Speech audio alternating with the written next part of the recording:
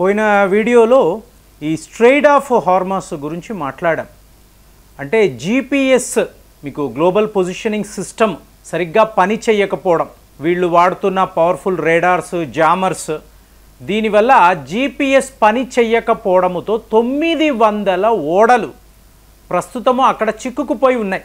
ఎక్కడ మీకు Gulf of ఓమెన్. అలాగే 3 ఓడలు తగలబడిపోయాయి అని కూడా మాట్లాడాం.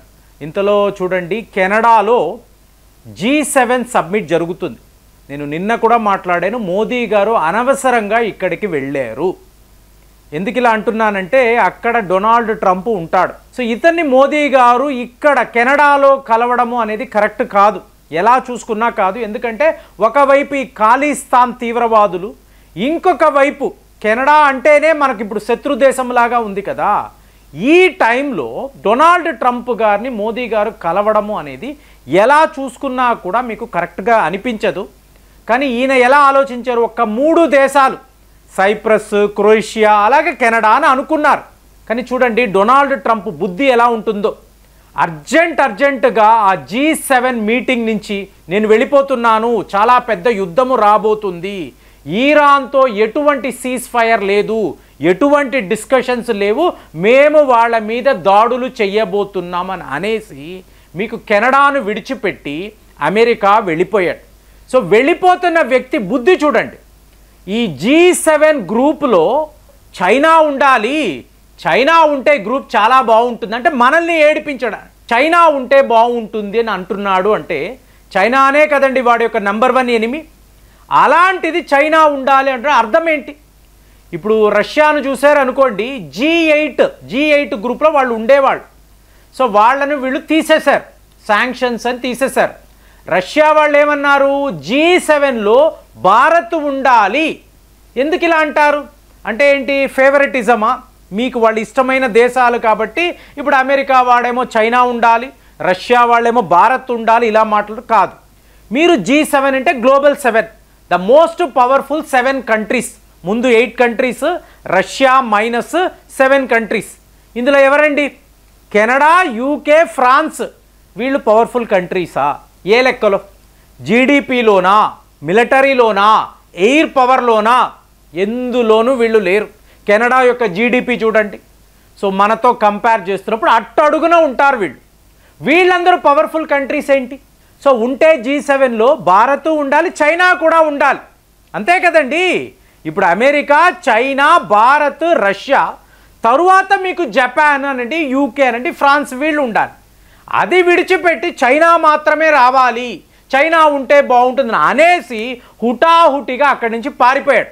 సో ఇప్పుడు వెళ్ళిన వాడు ఏం చెయ్యబోతున్నాడు అంటే ఈరాన్తో యుద్ధము. సో ఇక్కడ మోదీ గారు కెనడాలో ఎందుకు ఉండాలి? సో ఒకరోజే కదా అని ఆయన వెనక్కి వచ్చేస్తారు. కానీ వాడు మనల్ని అవమానించాలి అనుకున్నాడు, అవమానించాడు. తన బద్ధ శత్రువుని ఈ గ్రూపులో ఉంటే బాగుంటుందని ఎలా అంటాడు? సో ఇదే నేను ఆలోచించిన విషయము. కానీ ఇప్పుడు వ్యవహారం ఎక్కడ దాకా వచ్చింది అంటే, మీకు ఈరాన్ వాళ్ళు ఒకవేళ అమెరికా డైరెక్ట్గా ఈ యుద్ధములో పాలు పంచుకుంటే ఇది చాలా చాలా పెద్ద వ్యవహారంగా మారుతుంది. మేమైతే ఎవరిని కూడా విడిచిపెట్టలేము. ఇజ్రాయెల్ అంటే ఒక చిన్న దేశము, యుద్ధము చేస్తున్నాము.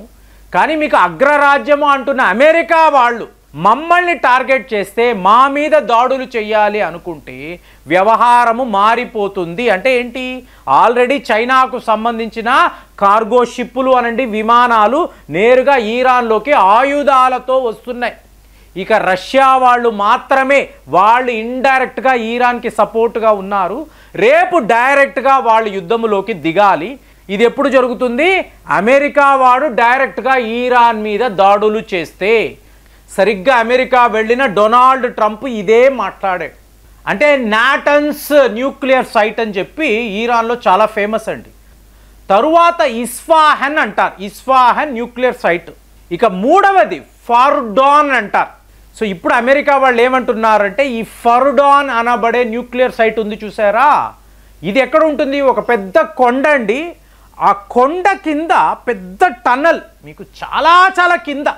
ఇక్కడ ఆల్మోస్ట్ పెద్ద కామెడీగా చెప్పాలి, ఇంటర్నేషనల్ అటామిక్ ఎనర్జీ ఏజెన్సీ వీళ్ళు ఏం చెప్తున్నారంటే ఈ ఫర్డో అనబడే న్యూక్లియర్ సైట్ ఉంది చూసారా, ఇక్కడ 83% యురేనియం ఎన్రిచ్డ్ మెటీరియల్ సిద్ధముగా ఉంది. ఒకవేళ ఈ యురేనియం ఎన్రిచ్మెంట్ 90%కి వచ్చింది అనుకోండి, ఈరాన్ వాళ్ళు అణు అస్త్రాలు తయారు చేసేసేవచ్చు. అంటే ఆల్రెడీ చేశారా, నోబడీ నోస్. కానీ మీకు ఇంటర్నేషనల్ అటామిక్ ఎనర్జీ ఏజెన్సీ ఏమంటుంది, మేము గుర్తించాము 83% అక్కడ యురేనియం ఉంది. మరి పాకిస్తాన్లో ఎవరికీ తెలియకుండా అమెరికా వాడు ఇన్ని అణు అస్త్రాలను దాచి ఉంచాడు కదా, అది నీకు తెలియదా? నువ్వు అంటే వీళ్ళందరూ international monetary fund, world bank ఇలాంటి మీకు న్యూక్లియర్ ఏజెన్సీస్ వీళ్ళందరూ అమెరికా ఫండింగ్తో అంటే వాడు వేసే కుక్క బిస్కెట్ల కోసరము తాపత్రయపడేవాడు. వీళ్ళు ఏ రోజు ప్రపంచము కోసరము, ప్రపంచంలో మంచి కోసరం పని చేసిందే లేదు. అమెరికా వాడు నీకు చెప్పకుండా అక్కడ అణు అస్త్రాలను జాగ్రత్త చేసి ఉంచాడు, ఒక టనల్లో ఉంచాడు. నువ్వు ఏమీ మాట్లాడలేదు, మాకు తెలియదే, మాకు చెప్పలేదే అన్నావు. ఇవాళ ఈరాన్ మాత్రం ఇరాన్కి వెళ్ళి అక్కడ 84% యురేనియం ఉంది, వీళ్ళు త్వరలోనే అణు అస్త్రాలను తయారు చేయబోతున్నారు, ఇది మాకు తెలుసు అని చెప్పి అమెరికా వాడి తొత్తులాగా మాట్లాడుతున్నారు. సో ఇప్పుడు అమెరికా వాడు ఏమంటున్నాడు, నా వద్ద బంకర్ బాంబర్స్ ఉన్నాయి. ఈ బంకర్ బాంబర్స్ అనేవి ఎంత ప్రమాదము అంటే ఫ్రెండ్స్, మీకు ఇది 22 అడుగులు పొడవు ఉంటుంది, మీకు 30,000 పౌండ్స్ వెయిట్, 30,000 పౌండ్స్. సో ఇంత వెయిట్ ఉండే ఒక బాంబును మీరు మొయ్యాలి, ఒక విమానంలో తీసుకువెళ్ళాలి అంటే మామూలు విమానాలు పనిచేయవు. దీనికి వాడు B2 బాంబర్ అనబడే, అంటే మీరు ఒక కాకిని చూశారు, అలాగే ఒక గరుడ పక్షిని చూశారు, తేడా ఉంటుంది కదా, అలాగ ఒక మామూలు ఫైటర్ జెట్కును B2 బాంబర్కిను చాలా తేడా ఉంటుంది.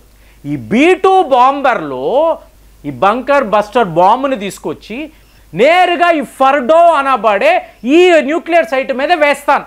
అంటే కొండ ఉంటుంది ఫ్రెండ్స్, పైన వచ్చి బాంబు పడింది, ఇది మీకు డ్రిల్ చేస్తుంది అన్నమాట, చక్క చక్క చక్క డ్రిల్ చేస్తూ నేరుగా కిందకి వెళ్ళి వీళ్ళ న్యూక్లియర్ ఫెసిలిటీ అండర్ గ్రౌండ్లో ఉండే అణుశక్తి కేంద్రం దానిని బ్లాస్ట్ చేస్తుంది.